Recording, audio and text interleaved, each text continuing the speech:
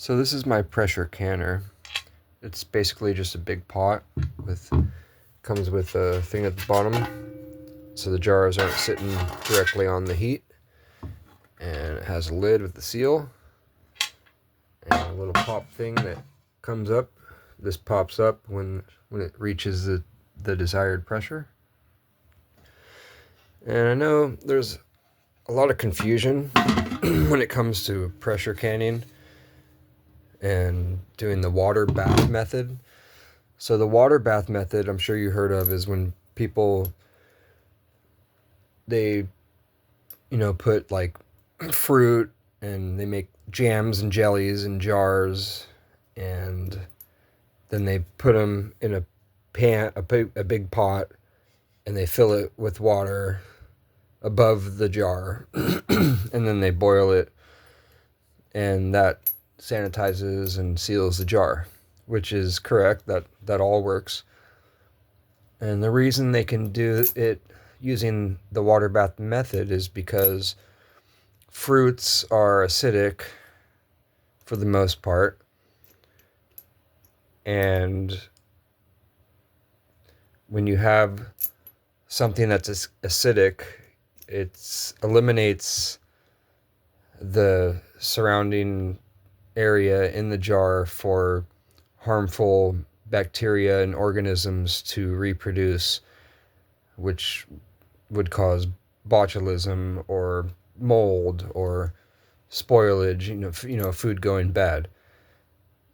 So you can do a water bath method in a pressure canner. You don't need the lid. You're not doing anything under pressure.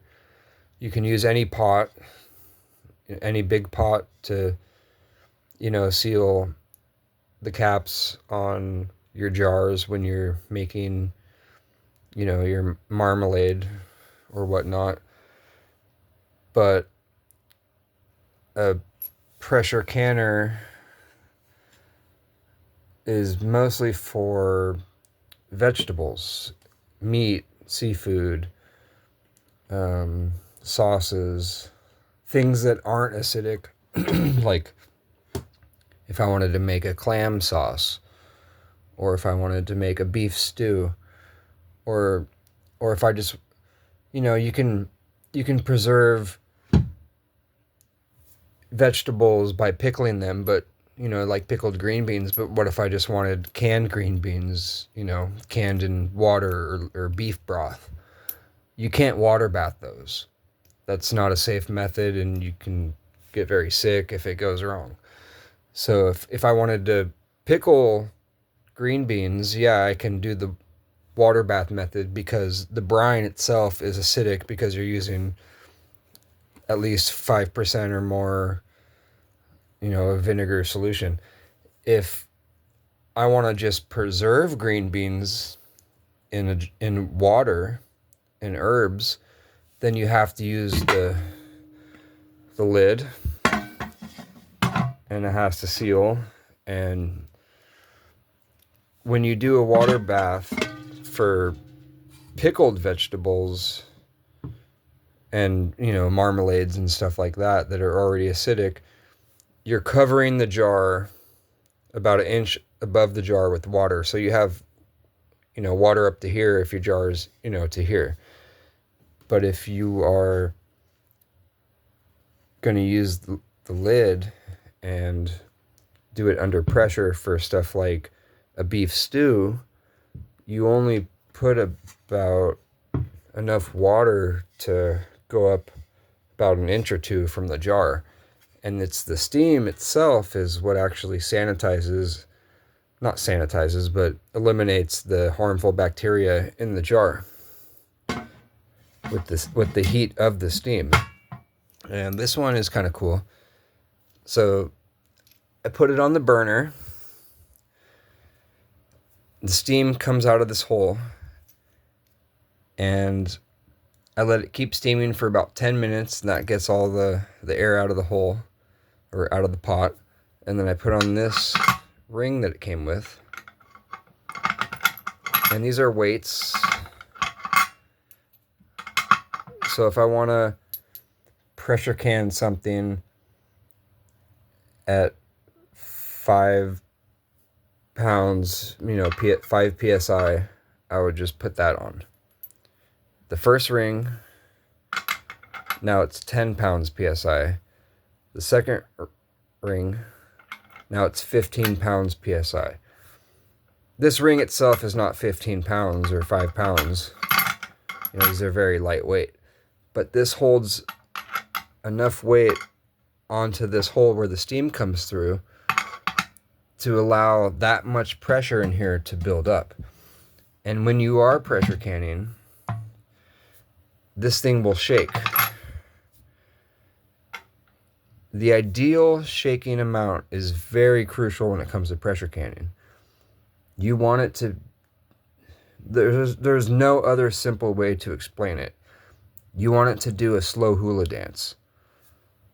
So, like this. If it's doing the salsa, that's too fast. You want it to do the hula dance. Slow hula dance. So I know I'm making this video because I know a lot of people have questions about this because they're scared to start canning their own food. But it's very simple.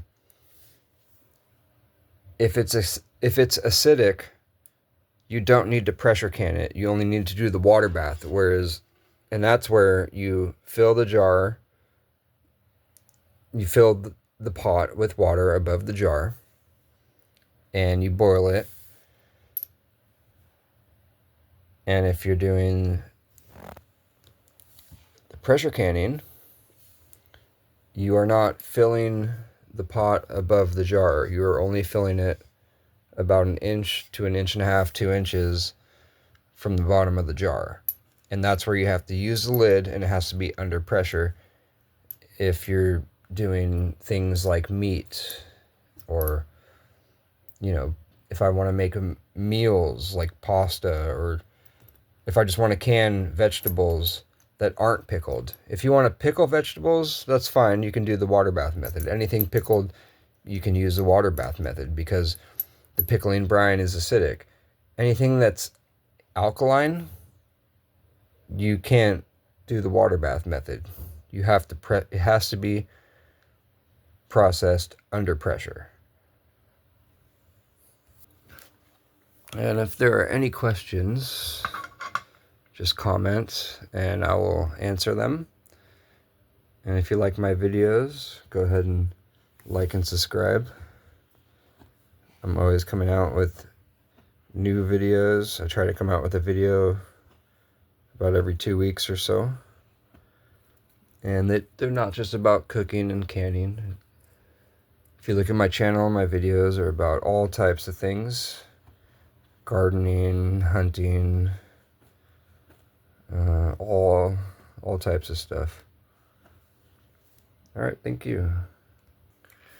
Oh yeah, and also, if you're gonna do a lot of pickling and canning and stuff, I suggest getting some pH test strips, because I make my own vinegar, because I do a lot of pickling and a lot of regular canning. So it's if you do make your own homemade vinegar for pickling, it needs to be, at least 5% acidic, or I think that's what it's, 5% acidic, whatever that means.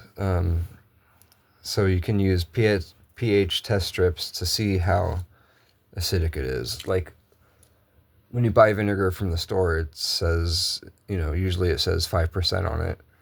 But when you use the pH strips, you can actually see how acidic it is. So water is neutral, 7. And the lower you go, so like 1 would be like battery acid. And, Coca-Cola and coffee would be probably like 3 or 4.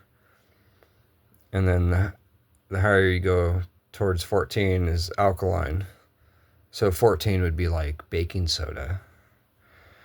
So if you're going to be doing a lot of like long-term storage and preserving food using water bath or pressure canning method, I suggest getting some pH test strips. It's really helped me out a lot.